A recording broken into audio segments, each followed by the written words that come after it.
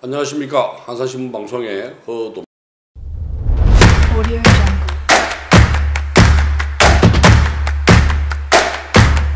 자유한국당 예비후보 정점식입니다.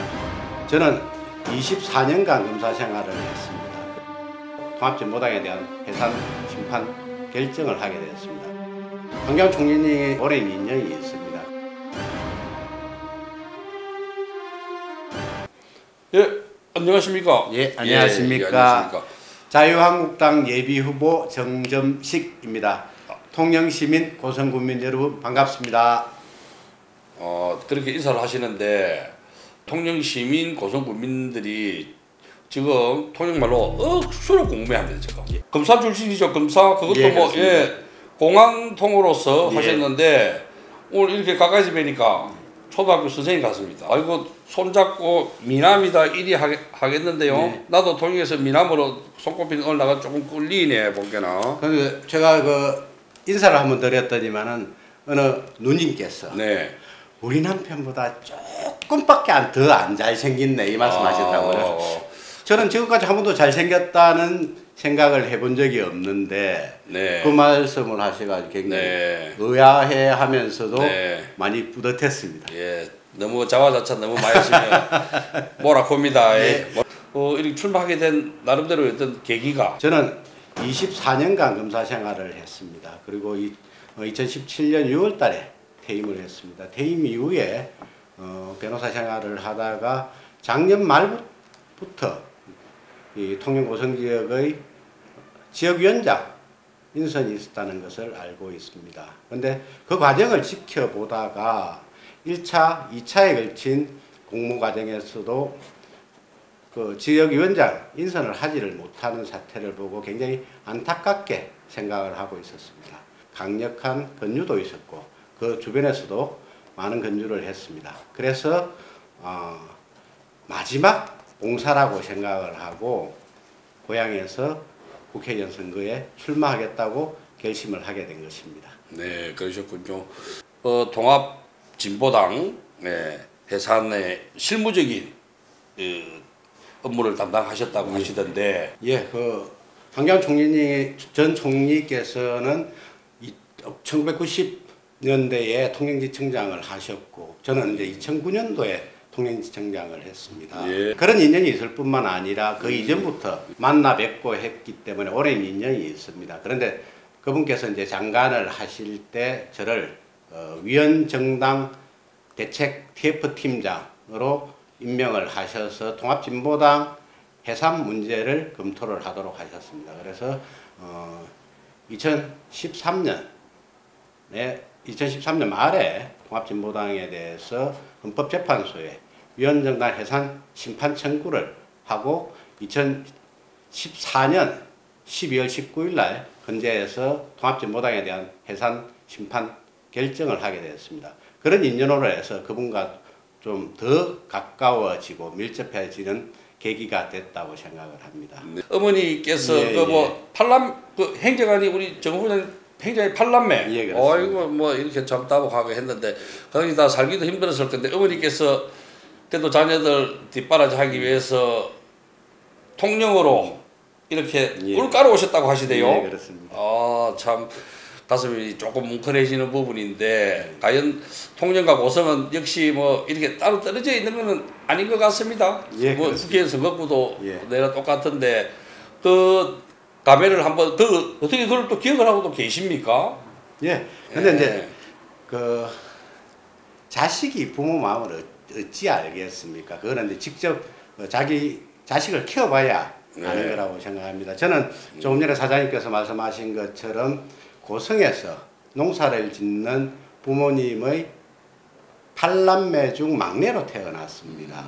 그런데 저희 어머니께서 이제 위에 형들을 공부시키고 누나들을 공부시키고 하는 과정에서 이제 아무래도 가세가 조금 기울어지게 되고 하니까 제가 초등학교 고학년 때부터 제 학비를 대기 위해서 새벽에 봉고차 이제 요즘 승합차를 봉고차를 타고 통영 지역으로 오셔가지고 박신공장에서 물을 까서 저희 학비를 대주셨습니다.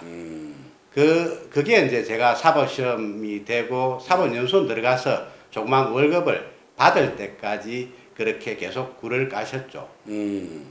그걸 이제 저는 그 박신 작업이 얼마나 힘드는지를 잘 몰랐습니다. 한 번도 굴공장에 간 적이 없으니까요. 그런데 통영지청장으로 부임을 하고 나서 박신 공장에 가서 굴 까는 박신하는 어머니들을 보니까 손가락도 이렇게 좀 휘어지시고 맞습니다. 참 그렇게 힘듭니다. 하셨더라고요. 예. 제가 그 어머니 돌아가실 때까지 손가락이 휘어진 거는 그냥 저렇게 나이 드시면 자연히 좀 휘어지시나 이렇게 생각을 했지 박신 작업한다고 휘어졌다고는 생각을 전혀 하지를 못했거든요. 그때 그걸 느꼈었는데 그날 저녁에 제가 지청장 간사에 와서 참 많이 울었습니다. 옛날 어머니 생각을 하면서 그냥 펑펑 쏟아지더라고요. 그게 어머니께서 그렇게 이제 여기 와서 박신 작업을 하신 게 한 10여 년 정도가 됩니다. 이 통영과 고성은 인구가 한 18만 6천 명 정도 되는 조그만 도시입니다.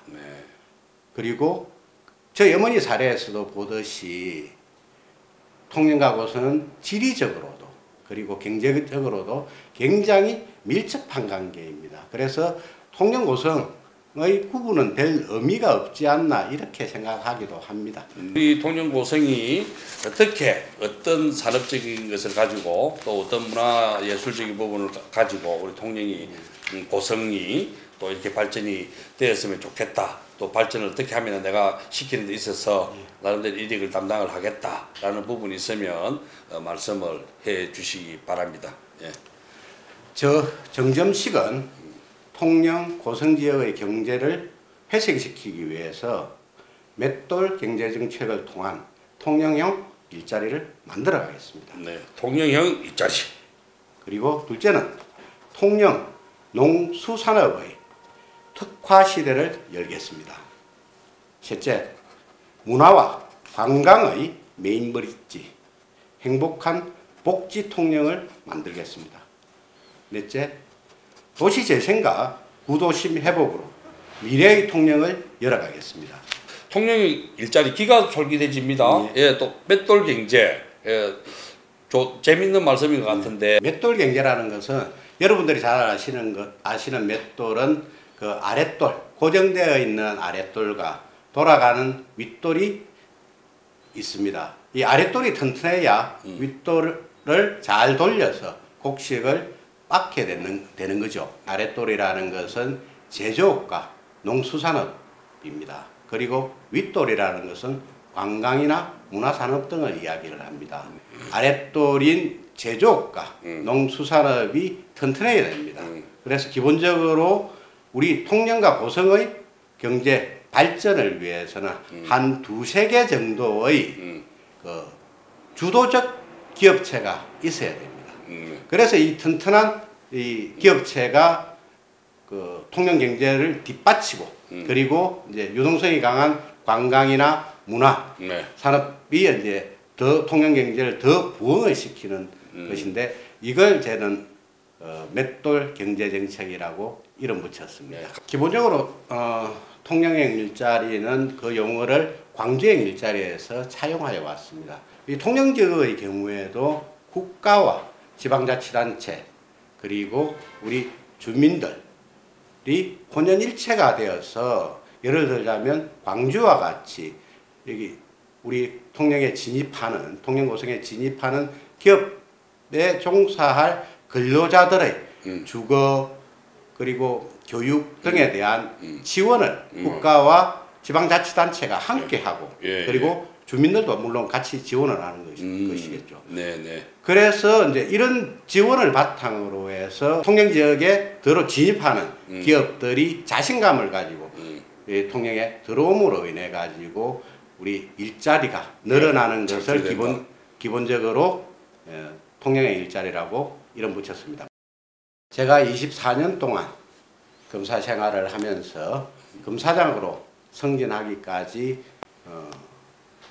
고등학교 학연도 별로 없었고 지역적인 지역 기반도 그렇게 크지를 않았습니다. 오직 저 혼자 열심히 노력해서 그 자리에 올랐습니다.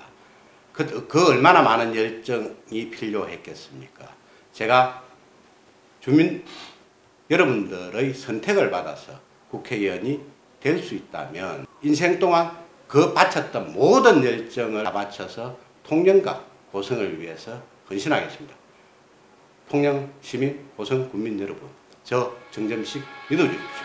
정말 열심히 해서 여러분들께서 1년 뒤에 저는 정말 열심히 하는구나 라고 생각하실 수 있도록 더욱더 한 발 한 발 힘차게 나아가겠습니다. 감사합니다.